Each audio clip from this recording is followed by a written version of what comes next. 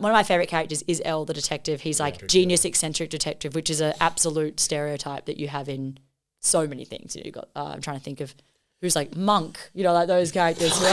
Do you remember Monk? 100%, yes, Tony 100% correct, Monk. but I was expecting Monk. Yeah, that is exactly correct. You're not wrong, but what the fuck?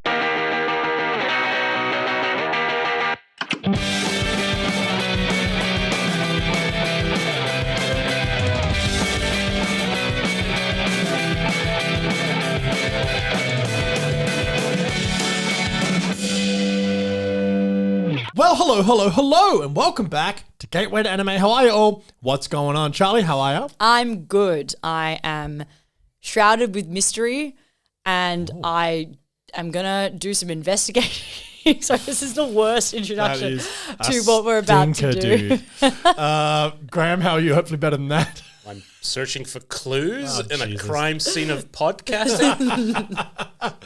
Well, in case that wasn't enough information for you, we are, of course, talking about detective anime shows. Now, this is quite a large genre, a surprisingly large one. Now, it's funny when we go through a lot of these, like, as I've said, we've been through the samurai and we've been through the ninja ones. And again, we're kind of like, oh, not as many of these as we kind of thought. Obviously, a lot in Japanese media entirely, but not so much in respect to anime and manga. But, also manga, not so much in anime.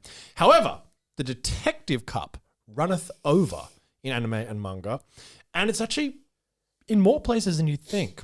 So I'll just give a quick little background here. So basically, of course, Americans created the detective genre. We all know this, film noir, the 1920s, the classic. She walked in, legs up to her ears. She had legs up to her armpits. The classic, The kind of legs that were for walking. That guy, sorry. But that's not what they did. Just that classic genre, of course. And naturally, like most things with Japan and America, there was a big crossover. Of course, post-World War II, it got even more so with the intertwining of the cultures, but we'll get to that later.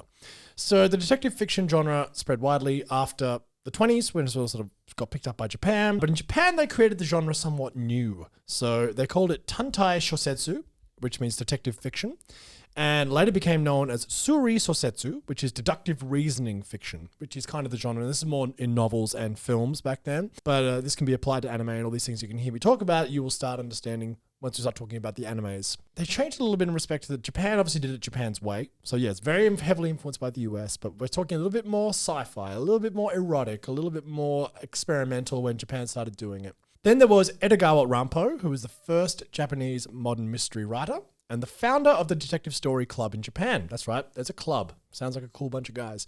Rampo greatly admired Western mystery writers and gained fame in the early 20s when he began incorporating more fantastical, bizarre, and erotic elements into the typical Western detective story. He became synonymous with Honkaku, which means orthodox, standard, or authentic school detective fiction. So this is the earliest days of detective fiction in Japan. But in 1957, post-World War II, we got Seicho Matsumoto, who received the Mystery Writers of Japan Award for his short story, The Face. This and Matsumoto's preceding work began the social school, Shakai-ha, of the genre, which emphasized social realism, describing crimes in ordinary settings, and set motives within a wider context of social injustice and political corruption. So it actually kind of went away from the fantastical and more into the realistic. Kind of went backwards in a weird way, but for Japan it was going forwards. It was kind of a reverse of what the West was doing, which is pretty common. But in the 80s, we see the rise of the new orthodox school, Shin Hokankuha, and it features the restoration of the classic rules of detective fiction and the use of more self-reflective elements. Now, this is where it gets interesting in respect to the shows that we'll be talking about, because one of the big things, it became much more cerebral, much more psychological, and slightly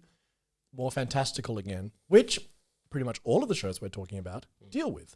So there are, of course, the hard-boiled detectives, but generally in Japan, and we'll talk about these, there's a real twist. Like, I won't dive into this one too much, but there is a show called No Guns Life, which is probably the most noir of many of the detective animes I've ever watched. But the guy has a gun for a head. That's right. Classic anime. So, but it's very noir. It's the most noir one I've probably ever seen in respect to all the genre tropes, all the things. It's very much is wearing the big trench coat and whatever. It's just that in that world, people get cybernetically enhanced with weapons, and he just happens to be a gunhead. It's a whole thing. We won't talk about that too much, but actually quite a good show. Probably check it out. But, Graham. Yes. Why don't you start us off with a bit of an old school one? in comparison to the ones that we're talking about. It's not, it's not 1920s old.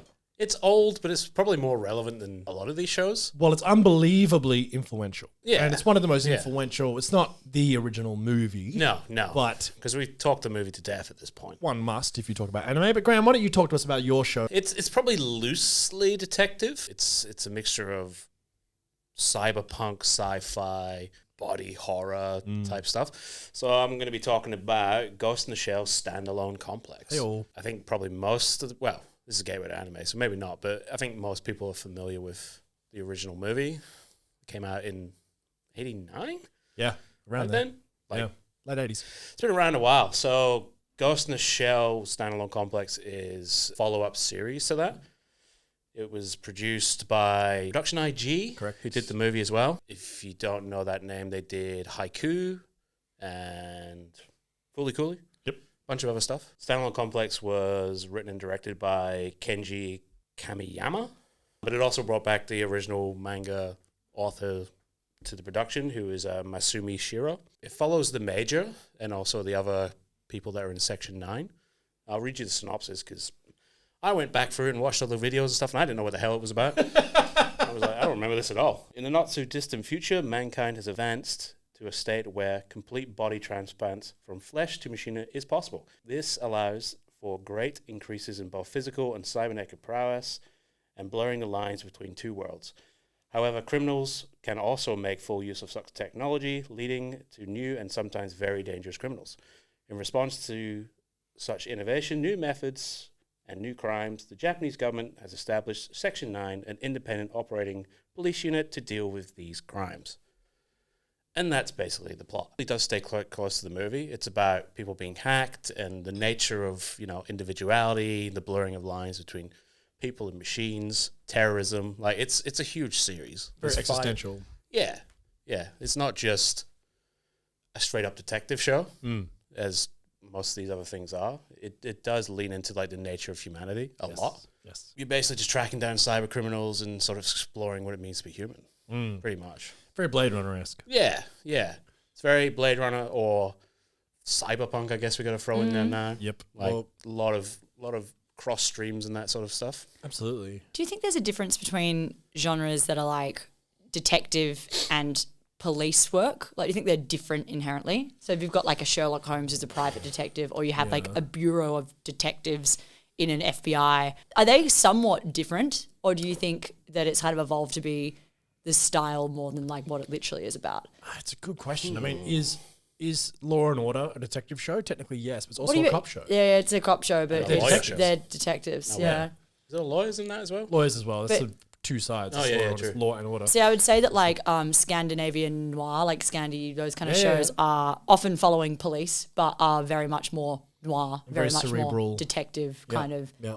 genre. It is interesting. It's an interesting differentiation point. You look at something like The Shield or something, or NYPD Blue, any of those real cop shows, which are cop shows, but most of the characters are detectives trying to solve crimes, but it's not that like cat and mouse game, right? Which most detective, I think it's pretty emblematic of, well, the one that I'm talking about and the one that you're talking about, very much cat and mouse, cerebral nemesis conflicts. Still dealing with cops though in mine. Yep, mine too. Well, some of them. There's like some cops. I'll We'll get that later. But yeah, like. But yeah, it is very interesting because But the private detective is a little bit different. The private you detective had is that a kind of different, yes. ragtag sort of like often played, they're out of money and they're gotta misfit. misfit detective. They got a divorced wife. yes, Yeah. they've been through shit. They're usually a war veteran or something. And there's a lot of shows like that in anime as well that have like misfit teams of private detectives or like, people that take it on in their spare time. There's also in America, like obviously like Veronica Mars. There's like a Yes, team, true. Nancy Drew. Yeah, Yeah, classic, like classic. The Babysitter's Club. Were they? No? Never read it. They investigated some stuff, I'm sure. Yeah, okay. Who knows? Who knows? Yeah. Enid Blyton's, got some stuff. Absolutely. Fantastic Apple? Five. Inspector Gadget? Yeah. Was he? Yeah. The Yeah, Inspector Gadget. Yes, Bob- Inspect's in the name. He's a cop though. Hoskins He's and a Who Framed cop. Roger Rabbit. Absolutely. That is a classic noir film. That is a classic. It's a Noir, straight up yeah. noir film. Like, Yeah. we see this all the time. Blade Runner, obviously. Yeah. Like there are so many, and but anime is no different, and it's all over the place. But yeah, like I say, the three that we're talking about, the two that They're all fantasy sci-fi. all fantasy sci-fi, Yeah. and even No Guns Life, which we mentioned before, full sci-fi, like futuristic. I'll jump on this one quickly because we can't talk about this without actually bringing up this manga anime.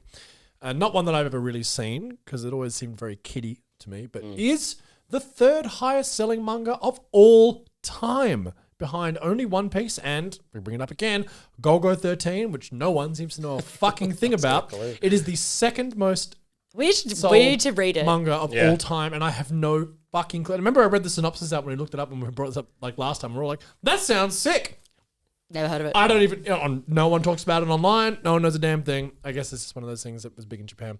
But is it just been read because it's a generational thing? It's been around is that older. long. It's like the Beano in the UK has been around since the 40s. Yeah, maybe. And it's just old people that read it. I guess, but we need to, look, we're going to do a investigate. Golgo 13 episode. We I'm have sorry. to. We have to because I just I'm going to put my detective hat on and I'm going to research and You are killing me. investigate. You are killing me, dude. That is what I'm doing. Jesus. All right, but no, we are going to talk about, quickly, I'm just going to bring it up, Detective Conan. Okay. Yes, of course. So, a Japanese detective series written and illustrated by Gosho Aoyama.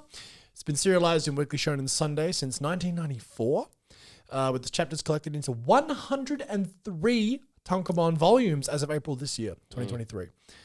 Been an anime series since 1996 and produced by TMS Entertainment, who did, amongst many things, Rent a Girlfriend, Charlotte's favorite show, Beautiful. Dr. Stone, and Megalobox. Oh, nice. Yeah. And they've done many old things, obviously. It's been around since the 90s. Over 270 million copies of the tankobon in circulation, not even online publications or whatever. And that's as of January this year. And that's the third highest selling manga of all time. It's about a kid called Jimmy Kudo, who's a high school detective who occasionally works with the police to solve crimes. He's a prodigy. Classic. During an investigation, he is ambushed by a member of a crime syndicate known as the Black Organization. In an attempt to murder the young detective, they give him a dangerous drug. However, instead of killing him, it shrinks his body to the size of an elementary school kid. Adopting the pseudonym Conan Edogawa and keeping his true identity a secret, Kudo lives with his childhood friend Rachel Moore and her father Richard, who is a private detective. Conan tags along on Richard's cases and helps solve them, as well as starting a junior detective league at school with some friends. Conan pursues the Black Organization to bring them to justice and to get his body back. Now, that's a hell of a mystery to run since 1994. He hasn't found out yet. He hasn't figured it out. I had no idea that he was shrunk. I thought he's just a perpetual Bart Simpson kid. Like, Third highest selling manga of all time. We don't know damn shit about it. Honestly, I'm more That's the whole intrigued thing, now. I right? know that there's like a Honey, I Shrunk the Kid aspect to this. I'm in. I'm invested. It's doing something right. Actually, it's just interesting. I'm trying to think back to a lot of animes and a lot of games I've played that are JRPGs. Like all the Persona series feature some kind of prodigy high school detective, and it seems to be a character trope where it's Big like time. this cool, like, and they're like celebrities that go on TV. I'm like, who is this? Like this kid detective, like, and it happens every game. And I'm just like, it's like weird. Is this a thing in Japan? And a bunch of child detectives around? Like, I'm scared. Clearly. I'm not going to go there. I'm going to get arrested by a child detective. I don't even know. It's like when they do a Sherlock Holmes show or like a film, and everyone in the street's like, "Oh, that's Sherlock Holmes." Like, you're like, how do you know this? Like biggest celebrity in London is Sherlock Holmes. Some dude Yeah, smoking a pipe. Is he the most famous spy? Sherlock Holmes? Detective? spy. What are you talking about? And if you're the most famous spy, you're a failure. Oh, James Bond. Come on, He did pretty well. Don't worry. James Bond. You're like, shut up. You're not supposed to Your tell one people. job. Like, is to not tell people that. it's clandestine, brother. Yeah, the most famous detective surely is Sherlock Holmes, right? No question. Detective Conan, also Batman. famous. Well, or Batman. Is Batman a detective? Yes, technically. Yes. Absolutely he is. Oh, don't careful. The DC people are going to come for you. So Detective Conan is still technically kind of like, there's always a little twist on it. It's Always kind a of twist, as we just mentioned rare before, to in the have like a pure one. I'd say the closest one is maybe Monster, but even then, that's still like, it's a horror. But the detective's also not the lead character either. No, that's sort of like a, He's a yeah, supporting that's why I character. He's didn't an do, element of it. That's why I didn't actually, I wouldn't call it a detective show. I'd call it a horror show that has a Psychological detective thriller. in it. I Sort of think like Hannibal, you know, where you're like, Yeah. there's a Yeah. detective in it, but it's not the main aspect it's a horror of show, yeah. the show or Yeah. the book or Yeah. the Yeah, for movie. sure. Whatever It's you not want. following Will Graham. It's following Hannibal Lecter. Yeah. Yeah. But Will Graham's also a psychologist or psychiatrist. Oh, Clarice, he's a Clarice is a detective. Clarice in Sons of the Lambs. Yeah. Well, technically, we're following her in Silence of the Lambs, so but still, it's all Yeah. about You get would out know. of here, Clarice. Yeah. Boo! No, sorry, I love Jodie Foster. That's great, isn't it? Do you know there's a town? I think there's a town in Japan named after Conan. Edogawa, it's called. Yeah. It's just very interesting. And you're right, there's always a twist. It's often to do with sci-fi. So many of these to do with sci-fi or fantastical, which, you know. So the two shows that Charlie and I are going to talk about are both shows that we've actually talked about on the podcast before. But don't think we're lazy, because maybe we are. It's been years, and honestly, This we is need the to thing. rehash. We're 'Cause rehashing. we've gotten a little bit better over time, or worse. I don't know. Maybe go back and listen, and then let us know which one we did better. You were better before. Obviously, the two shows that we talked about were in literally our first 5 episodes that we ever did. And frankly, didn't know what we were doing back then. So, I still don't know what we're doing. You know, no one knows what they're doing. Graham, anyone tells you otherwise, a liar. I don't know. So- Batman is a detective. If there's one thing he Yeah, knows, take it it's away. that. That's all I got. That's all he got. Did he start as is he a He detective started in as every? an orphan. Yeah, and he's did he train some? I don't really familiar on Batman. Yeah, he trained. He trained and as he's a from detective. a rich, but he trained and then became his. Is he like a private detective? He's not like a No, he's a private official. detective. Unless you're Adam West, who is a deputized officer of the law. Is he really? Yeah, in the Adam West TV show, they make a point of saying, I'm deputized by the police because he's a vigilante. Right. It's children's TV, so. Of course. Right. Yeah. I know more about Adam West Bat than I do about Standalone Complex. I think that's pretty obvious. We found Graham's true knowledge well. We're going to talk about these because I think we have a lot more to say about them now. And frankly, with the detective genre, these just make so much sense. Two of the more famous modern-ish. I suppose they're not really that modern now, are they? No, Jesus, they're not. showing our Like age. 20 years old at this point. The one I'm talking about is so. It's old. It's like retro these Mine's days. 10 years old too, as of this year. Fuck. Anyway, I'm going to talk about Psycho Pass. And I'm going to talk about it for several reasons. One, because it's a great detective show. B, because it's a fucking great show, full stop. And C, because it was made by Production IG. And it was made because they wanted to do something like Standalone Complex. So, two of the directors are both worked on Standalone Complex, but they also got Gen Urobuchi, who we have mentioned many times on this podcast, who is a rather extraordinary writer, who wrote Puella Madoka Magica and Fate Zero.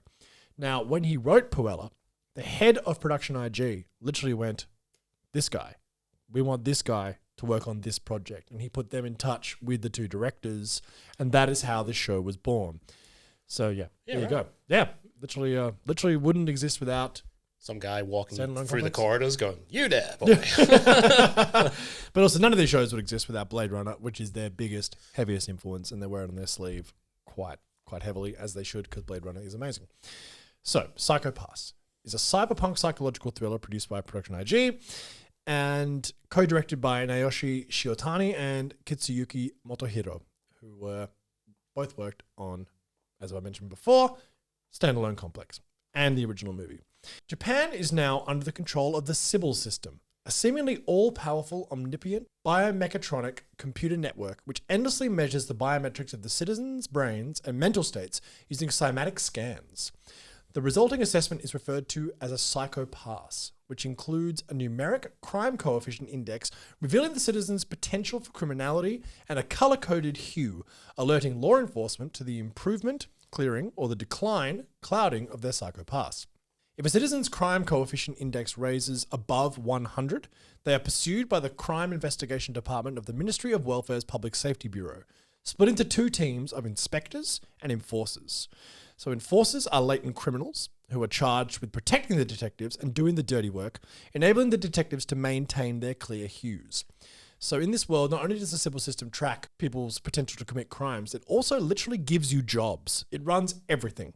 So the people with the clearest hues become detectives. It's a very, very aspirational and admired job. So it's those who can see the most clearly and not become clouded by the horrible things that they see. The enforcers, on the other hand, as mentioned before, are latent criminals, those who are crims, but can get out there and actually bust some skulls and shit without, they just kind of give them a free pass. Now, what's very interesting though is one of the lead characters that we follow is Kogami. And Kogami is an ex-detective. Kogami, while chasing a serial killer who murdered his partner, his hue becomes clouded, therefore making him a latent criminal despite being a detective, so he gets busted down to an enforcer who is a second-class citizen but still is not in jail or in therapy, as a lot of these people get given. So what we do follow is Akane Tsunemori, a rookie inspector within the Division 1 of the Ministry of Welfare, Public Safety Bureau and Criminal Investigation Department, and she is on her first day on the job. Now, what's interesting about this is that where this show gets very interesting, like Standalone Complex, it is incredibly existential and really raises a lot of questions about what it is to be human. And of course, if anyone's seen Minority Report, I'm sure a lot of bells have just been rung. But basically what's interesting is that, for example, the system is not perfect. In fact, it's far from it, despite proclaiming to be perfect. So in the first episode, they're sent out to see a guy who's basically trying to murder a woman, and they go after him, and all of the detectives and enforcers carry these weapons called the Dominators. And a Dominator is when you, like, it's a very futuristic looking gun. You point it at someone and it reads their psychopath. It will then do one of three things. One, if someone's psychopath is too low, they will do nothing, because it's like, well, they're fine, don't worry about it. If they're starting to rise above 100 and getting problematic, it will stun them so they can be incapacitated. If it goes too far, it will destroy them in a really serious body horror kind of way. Now, what's interesting is that in this first episode, they chase down the killer, and Kane is chasing, but Kagame gets there first, and the killer gets killed because his crime coefficient's way, way high.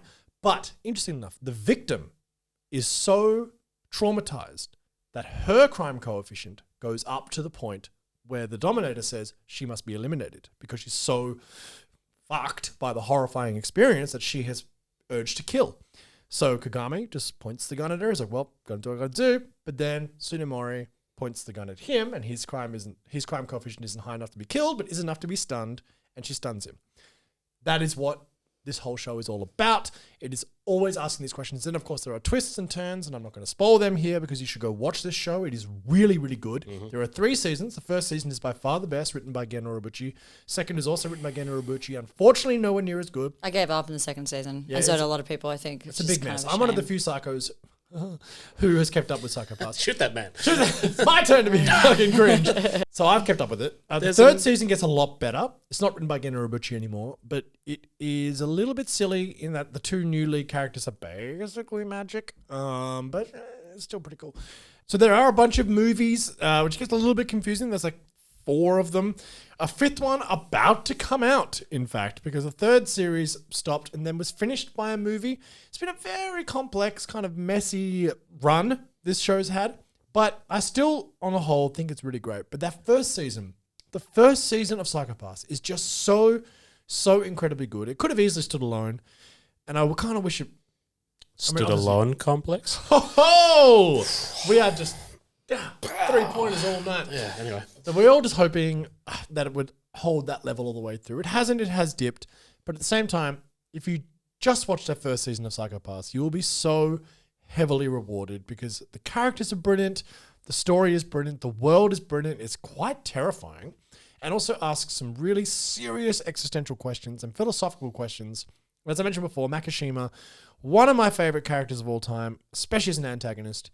Yes, he disappears up his own ass a little bit, quite a bit, with his philosophy, quoting Nagel and whatnot. Yeah, who doesn't want to quote some Nagel? But like, at the same time... I was going to say, sure, this isn't just you. Yeah, we talking about you? You talking about devil as a part-timer. I was 10 times cooler and trying to bring down the system from within, which we all should, but... But we won't because we're fucking pathetic. But democracy doesn't work. This reporter said it once; he'll say it again. Democracy simply doesn't work.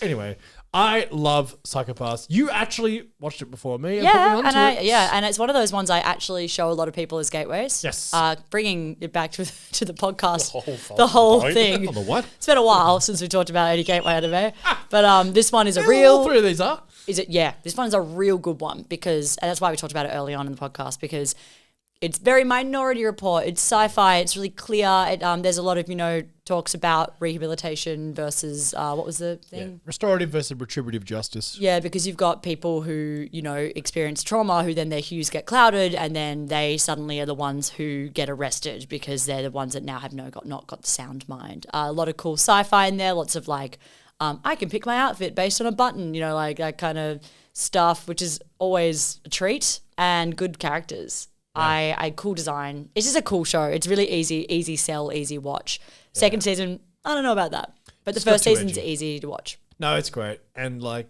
Kagami's a great character. Tsunemori's a great character. A lot of the detectives and enforcers are great characters.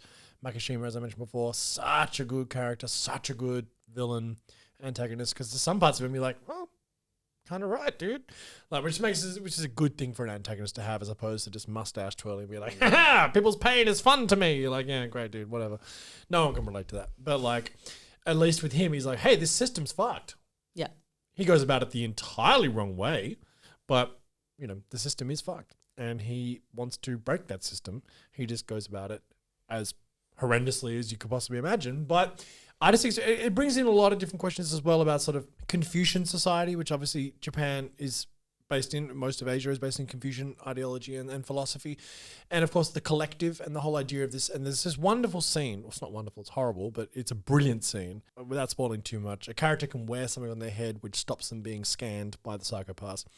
And he just goes and kills someone with a hammer in the middle of the street. And it's fucking horrendous. But it is a brilliant scene because everyone around them has not seen a violent crime for God knows how long. And just no one knows how to react. And it's like, it's so visceral. It's so brutal. It's horrible. But it's like, it's a brilliant piece of storytelling. And when it happens, you're like, whoa, what the fuck? There's so many moments like that where it really makes you question. I mean, no one's questioning that that's a good thing. It's obviously a horrible thing. But there are many questions about like free will versus determinism versus all sorts of, you know, does anyone really have a choice in what they're doing? How much control does the internet and the government have over us? What can we do? What is actually given to us? Because again, everyone has their jobs planned out. And like the AI exploding and whatnot, and you know, people are literally starting to have designer babies and whatnot, which is a whole thing. I'm not going to go into it now, but it's a whole fascinating thing. In the way that our world is going, you can start to see some of these dystopian ideas, obviously much less dramatically implemented than what's, you know, there's that great subreddit called Boring Dystopia. Oh, and it's so good. It's perfect because it's like, oh yeah, it's nowhere near as cool as Blade Runner and Psychopaths. It's actually way more boring and fucking mundane, and we're all just like sleepwalking through all this bullshit. But that's what's fascinating to me. So yeah, I just think Psychopaths it's one of, you know what, it's in my top 10. Season 1 is in my top 10 of all time. Yeah, right. Yeah, it's a really good one. And it's so similar to Minority Report though. Oh, dangerous. It's Minority Report with cooler guns. Yeah, and Blade Runner. Yeah.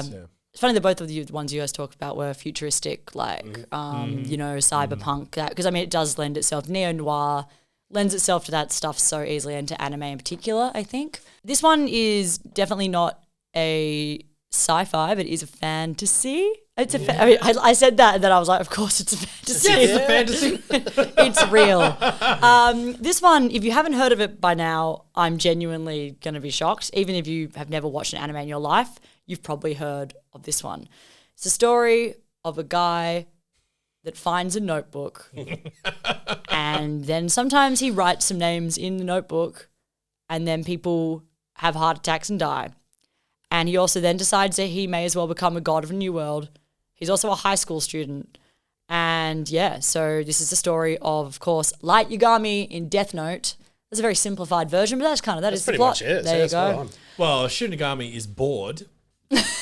Okay. Yes, a Shinigami is bored, throws his Death Note into the mortal realm. He has it's another picked Death up, Note from the King of the Dead. He throws it. Subtext. But like, you know what? We don't know that at the start. We just know that he's a kid and he finds a notebook. Yep. And he's over the world. The opening scene is the Death God throwing It's literally a Death Note into the world because he's bored. Yeah. Fucking hell. Yeah. Such research. I've watched that show so many times. You can't remember and in my the head it fucking started. scene? In my head it just started with the news program and Light being off it, and then seeing the notebook drop out of the window. That's in my head, but maybe I just think it would have been cooler if it was like that, and they should remake it with that scene Just first. that opening. That's my one note. That's a one note. Also, I probably was fucking watching because we did a live action movie episode, and I'm honestly traumatized from it because I watched the Netflix Death Note live action movie, and it was actually the worst thing I've ever seen in my life. Yeah, it's criminal. They should all be in jail. But you know what's good? You know what's good is the Death Note musical. And I'm not even kidding. So there is a Death Note musical that's actually about to be put on in London. In London? What? Yeah. So basically, hear me out. This is actually crazy. Buy tickets now. In the West End? It's actually, they're only doing like a concert version. So basically, it's actually an American musical that someone's written based on the manga Death Note. Oh, God, it's not based on the Netflix, is it? No, it's based on the manga. So there's a couple of things have changed in it. But it's an American musical that has actually been produced in Japan, but they translated the English lyrics to Japanese. So they've done a full professional production in Japan. And they did a concept album. It was meant to open on Broadway, and then someone pulled the financing. But there's a cult following behind this concept album. It's got this really famous musical theatre performer as Light Yagami is Jeremy Jordan is his name. Oh. Super famous musical theatre performer. Very good, playing Light.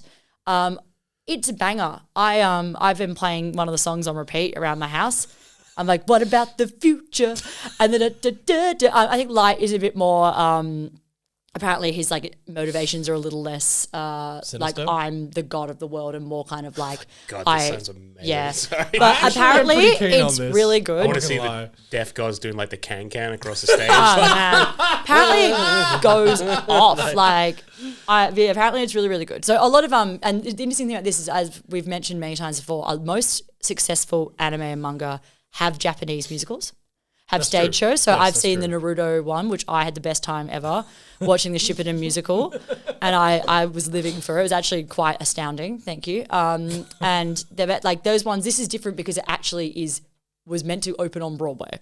So it has it's legit. One of those things where like, not to say the other ones aren't legit, but in terms of like musical theatre prestige, it was like up there, which is very weird. Anyway, so I love that now it's getting a run in London, and it's amazing. Can't wait to see the footage of that. Transnationalism, cultural diaspora, which I'm all about. That's fucking sick. Yeah. Anyway, so that's happened. And back to the show. No. This is the show. Where does the detective part come in, Charlie? How do you want to tie this in? Here we go. So I was going to say, do you consider Death Note a detective show? Yes. Okay. Yes, same. But the thing is that yes, because it's like a cat and mouse chase thing. One of the lead characters, this teenager who finds a notebook after the death god was born. The notebook is, if you write the name of someone, you have to know their face and their name. Correct. And if you write it in the notebook, they die. If you can specify a time and a date. If you just don't specify how they die within, how long is it? 40 seconds. 40 seconds of a heart attack. That is the general premise. Basically, he starts thinking that he can just kill off all the criminals. So this kid's decided that there's too much evil in the world, and honestly, he's just sick of how lax the justice system is. He thinks he can take it in his own hands. This kid is also not your everyday kid, unlike the Netflix Death Note one where they just made it some rando kid. And I was like, you've got to have someone who's like particularly impressively smart. Like, and they not once showed that kid being smart. I was like, a child prodigy. What? Child prodigy, #1 student in Japan. His father is the head of the police bureau in Tokyo. Yes. So he's got connections to the justice system, and he thinks that it is too lenient. So he decides that he is going to take his own hands and effectively cleanse the world of evil, inherently making himself a god of the new world. And his nickname that he's given himself is Kira, which is a derivation of the word killer. But so Kira is Light's alter ego. He draws the attention because he thinks he's not going to get caught because they're dying of heart attacks, In this world, although they're a Shinigami, it's not known to the people in the world that this is. That's the most supernatural part of it. No one knows they exist. Yes. So after he's done all this, basically someone cottons on. People start cottoning on that they assume that it's like a higher power, like a god or something. But this very, very high up, very elusive, very smart, calculative detective gets onto the case and realizes that something must be amiss and that it must be a person that is doing this. And so starts Death Note's entire storyline, which is the detective's name is L, who uses just a symbol of L and no one knows their face, so therefore they actually can't be killed by Kira at the start anyway. They don't know that though. There's a really cool sequence how they figure that all out. Anyway, it's great fun. The show is classic. It's 2000s. It's a classic. It's an emo dream. The Shinigamis look like, and like the angsty music. Light's haircut is like, it's everything about it is just like beautiful 2000s emo aesthetic, and it's great. It's a classic show for a reason because it's actually really good. And one of my favorite characters is L, the detective. He's like I think out of all the detectives we've talked about, he's the most like similar to like Sherlock Holmes in a way where he's like eccentric detective, genius eccentric detective, which is an absolute stereotype that you have in so many things. You got I'm trying to think of who's like Monk, like those characters. Do you remember Monk? 100%, yes, Tony 100% correct, Monk. but I was expecting Monk. Yeah, that is exactly correct. You're not wrong, but what the fuck? That was the There's best obviously example. Benedict Cumberbatch's version of Monk, Sherlock. yeah. Like, Monk. Monk, no, Tony Shalhoub Monk. Absolutely. Welcome to Gateway to Monk. So yeah, Tony Shalhoub's Monk. Tony Shalhoub- Seminal classic of the Shalhoub. mid-2000s alongside Death Note. Yeah. Look, I would say that most of those, genius detective characters are neurodivergent coded. No question. Like that is Vincent that is D'Onofrio a in Criminal Intent. Law and yeah, Order. We're that's back on Law and Order a again. very character trope thing as well, and so is Elle. In this Elle's as well. Elle is quite possibly. Oh no, that's not even a question. He is in my top 3 anime characters of all time. It's not even close. It's great. He's such a wonderful character. And Light Yagami and him, look, it's what this show is. It's definitely a cat and mouse game, as you mentioned before, but it's very much a nemesis conflict. That's the cornerstone of this whole show. Now, it also brings up very existential questions about, it's the great debate between Jean-Paul Sartre and Albert Camus, which comes back to the famous French existentialists of post-World War II. They had a huge debate where they actually fell out, where they were writing letters back and forth to each other. And the classic question is, is it okay to kill 1,000 people for 1 million people to live? Right? That's a classic philosophical premise, right? And Sartre was like, fucking yes, of course it is. It's logical. Why would you not? Like, who gives a fuck? 1,000 people, 1 million people live? Yeah, it's maths. Simple. Do it. Whereas Camus was like, no, you can't. As soon as you do that, you commit philosophical death. Therefore, if you are choosing people's lives, it shouldn't be within humans' realms of possibility to choose who lives and who dies. The second we make those choices, then we are not human anymore. So this is exactly what this show explores. And it is because I know a lot of people who've watched Death Note who are big Light stans, who are just like, I mean, look, for me, Light loses his way when he starts doing, he starts off with like noble intent. Again, it depends on where you want to look at. Like, is killing anybody okay? That's the bigger question. But if you're like, well, he kills bad people, but who gets to decide who's bad and who's good, etc. These are the moral quandaries that this show keeps bringing up all the time. But at the end of the day, without spoiling too much, he starts killing people coming after him, right? Because, so he's a kid, he's a teenager. So once he starts doing that, he does lose his moral superiority. And Elle happens to sit on a very high moral standpoint. And it is a battle of philosophies. In fact, it's very much Camus versus Sartre in many, many ways. And I just think it's such a good show. And yes, again, a bit like Psycho-Pass, a bit like Ghost in the Shell, a bit like a lot of anime. It's very earnest. Therefore, yes, sometimes it does disappear up its own arse a little bit. But at the same time, I kind of love a bit of earnestness. And Death Note is full of it. And I love it for it. It's so on the nose. I'm not even surprised that you love earnestness. You're like, that's like the Oh, least not all the surprising time, thing but that you've sometimes. ever said. No, I love Death Note because I love the cat mousing. I also just love how over the top it is and how it's unashamedly anime. And there's some just like, You want to see some great writing in a notebook animation? Like, and most the dramatic So it looks pen great stroke too. ever. the soundtrack. Holds. When he takes the potato chip and eats it, iconic. Honestly, it's so good. So for those, if you haven't watched it, that is a deep cut. You need to- you gotta you need watch to it. watch The potato that. chip scene is iconic. But I think So good. there's better or for one worse. scene where you Light becomes kind of irredeemable. I mean, he was already irredeemable because I hate when people think that they're better than everyone. That's what I can't stand. I'm like, you think this kid think you're fucking better than everyone? Like, privileged little shit? Like, who are you killing? Like, who do you even know? Like, how? Like, anyway, whatever. Like, people. Anyway, sorry, that's just I would give him a slap. No, I wouldn't. I'm going to get arrested because he's a child. Okay. Slap a He's child. also Slap. the greatest murderer humanity's ever seen. You probably get away with Get a slapping slap. Get a slap in. probably I'll wait slap till one. the time skip, then I'll slap it. I'll wait. And it's an issue where you have people that are told that they're the best all their life, which he is. And anyway, The elitist. It's very, again, but it's a classic thing of like the elite get to choose the fate of humanity. Yeah. And they get to choose what is right and wrong. And when you get people who get to manipulate legal systems and whatnot, and he sits there going, "Oh, all the bad people are getting away with it." It's like, yeah, but the rich get to manipulate a legal system to their whims all the goddamn time. You see Donald Trump do it all the time. You see You see Clive Palmer in Australia doing it right now, suing Australia for it's ludicrous. And while in many ways you can see where Light's coming from, this is the good thing about it is that like it's not black and white.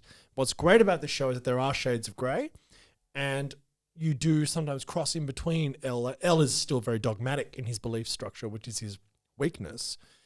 But this is what's cool about the show. And it's actually very smart. It's a very smart show. It is smart. I think my favorite moment, I'm just going to say it, but if you don't want to be spoiled, maybe skip a minute ahead. I feel like if you haven't watched Death Note by now, just do it and then come back and listen to this episode because it's just one of those classics. Or read it. The manga's great as well. Different ending. Interesting. I also mentioned it in our 4th episode. So like Come on. Yeah. Basically, Elle has narrowed it down that he knows that Kira is in Japan.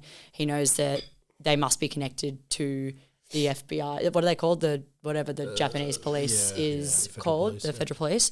So he's narrowed it down. He's got some FBI agents tailing certain people. So Light is being tailed by one of them. And it is that interaction with not so much the FBI agent, which he does things which are not great with, but it's Ray Pembar's fiance. And that sequence. And what I love the most is that she figured it all out. She was smarter than everyone, basically. Knew it. And like went, and it just, there's just a moment where, it's so good, where he's dealing with her when they're walking to the, she's going to basically report what she's figured out. And it's just, it's so good. Oh, it's so awful. Iconic. It's a really great episode where they're like spending a lot of time just walking, and he's trying to catch her out because and he thinks that he's actually panicking for the first time because he thinks he's just got everything under control, and then he's realized that he's not the smartest. He needs to anyway, he does eventually, unfortunately, does get her. And it's like, it's awful. It's a brilliant moment. It's a brilliant moment. And also my favorite bit is also when you watch Death Note, watch the first 2 episodes, sort of that older style of anime when basically pilots used to run over 2 episodes. There's a big thing in the early 2000s, mid-2000s anime where the pilot very much ran over 2 episodes. And this one does that as well because, again, it's like Light thinks he's got everything sorted. And then, of course, L, which I've already spoken about, figures it out in a very dramatic fashion. And it's really well executed. And again, very over the top, very, very on the nose. But it is a wonderful show. And I just think this is what Japan does with detective shows. It's different, right? It is cerebral. And don't get me wrong, this Silence of the Lambs, extraordinarily cerebral. Like Red Dragon, all that sort of. There's so many Western movies and shows where we dive deep into the psychological cat and mouse game between detective and serial killer and whatnot. There's countless of them, but Japan always takes some of that little bit either sci-fi or fantastical or fantasy style. Fantastical. So I just think it's really interesting. Even Detective Conan, like even though yes, there's a drug which turns into a kid, that's sort of fantasy in many ways, but it's like still blown away by that. Yeah, another thing that like the anime just gets to do is like quite literal things, like like with Ellen Light playing a tennis match, like so good. Like just that kind of thing, or like often you'll play things where there's like often you'll see things where there's like a chessboard will come up and someone's like they do like very literal kind of, and it's really fun. I think it's just a medium that can really lean into that detective work. Like I think things like Sherlock have done it with mind palaces and that kind of like it's sort of Hannibal does it a bit. Yeah. The psychological side. There's so many of these. Like, a big one for me is a show called ID Invaded. I'm not going to dive too deep into it, but basically, again, very futuristic, very cyberpunk, where basically people dive into like certain people get the abilities, very much Inception kind of or source code kind of vibes, where people get to dive into memory wells. When they get into the wells, their memory wipes, and they're basically in a serial killer's mind or a victim's mind.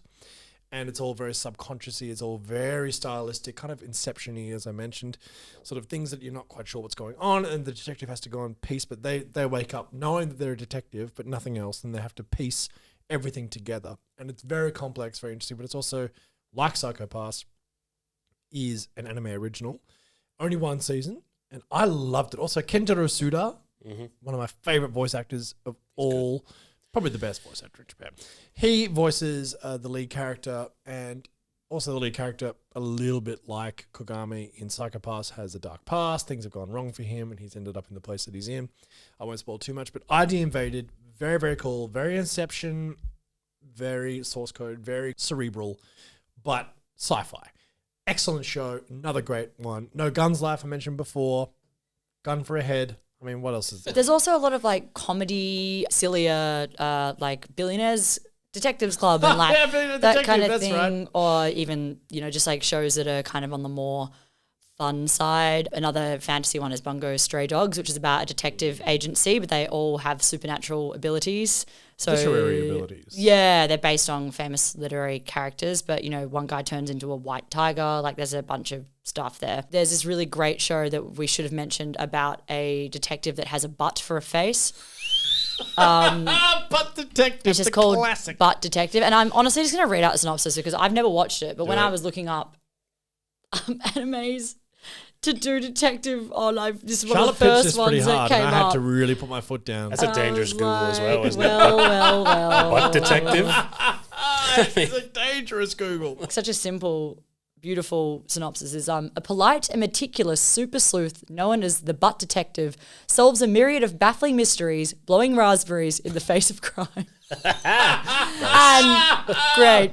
Apparently you can watch that on Netflix. So I don't know. Anyway, Butt Detective, that just like what is the first thing that came up, and I went, of course. Like I was like, anime was a bad idea once again. But by all accounts, it looks somewhat wholesome. I don't know. Who knows? If anyone can do it, it's Japan. crimes.